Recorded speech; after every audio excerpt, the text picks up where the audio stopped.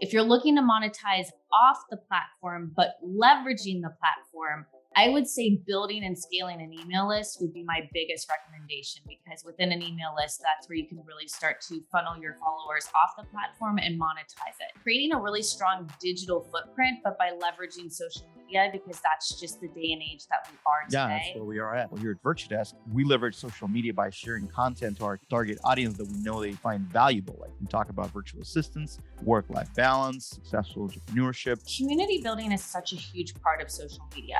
It is. And yeah. a lot of us look at our following as a community, but in my honest opinion, you don't really have your following in a community. You're kind of broadcasting to your following every single day when you post. You start to form a community when you can take your followers and put them into a group. In a community, you have a follower, and that follower follows you. That's great. But when you can invite them into your house, so to say, or your community, that is when you can really build and strengthen that relationship. And if you want to talk about monetizing platforms, it's within that community. I mentioned an email list, that's a community. But if we're talking social media communities, Facebook is a great place to start up a group, whether you're a storefront or you have your community, your followers. If you started a Facebook group, which I don't know if you have yet or not, and you started funneling people, and you funnel people into that group and you broadcast live in there and you offer them specific deals or promotions. Like, that's just where all the magic happens in community. I absolutely love building community. And another thing, like what I found